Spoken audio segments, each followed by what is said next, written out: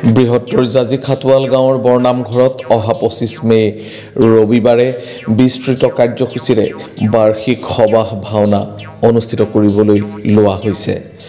ভাওনাৰ আখৰা দ্ৰুত গতিত চলি আছে। গাঁৱৰ যুৱকসকলৰ সৌজন্যত অনুষ্ঠিত এই ভাওনাৰ বৰ আখৰা অনুষ্ঠিত হ'ব কাইলৈ।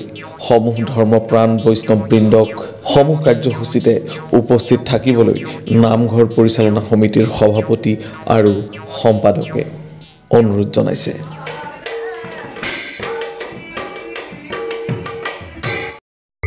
অহা 25 মে আৰু 10 জেঠ খাটোৱাল বৰনামঘৰ সমৰাইজ একত্ৰিত হৈ বছৰেকীয়া ভাওনা সভা আয়োজন কৰা হৈছে। ইতিমধ্যে আমি বহাগৰ বুদ্ধ পূৰ্ণিমাৰ দিনা এই অনুষ্ঠানভাগি আয়োজন কৰিছিলোঁ।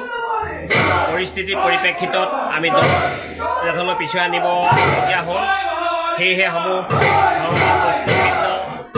একত্ৰিত হৈ আগৰ দৰে এই বছৰ উক্ত ভাওনা সভাভাগিত অংশগ্ৰহণ কৰি সাফল্যমণ্ডিত কৰিবৰ কাৰণে আগবাঢ়ি আহিছে।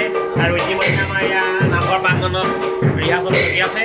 কালিলৈ আমাৰ বৰ ৰিহাৰ্চল আৰম্ভ হ'ব। গতিকে সকলো ৰাইজৰে আমি সহায় সহযোগিতা কামনা কৰিছোঁ।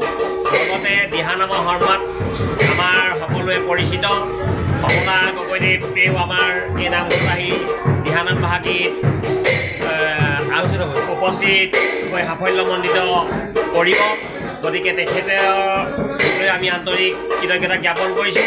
আৰু আপোনালোকৰ চেনেলৰ জৰিয়তে আমাৰ এই অনুষ্ঠানভাগিত উপস্থিতি থাকি আমাৰ এই অনুষ্ঠানভাগি সাফল্যমণ্ডিত কৰিবৰ কাৰণে আপোনালোকৰ চেনেলকো উপস্থিত থাকিবৰ কাৰণে আমাৰ পৰিচালনা সমিতি তৰফৰ পৰা বিনম্ৰ অনুৰোধ জনাইছোঁ। ধন্যবাদ।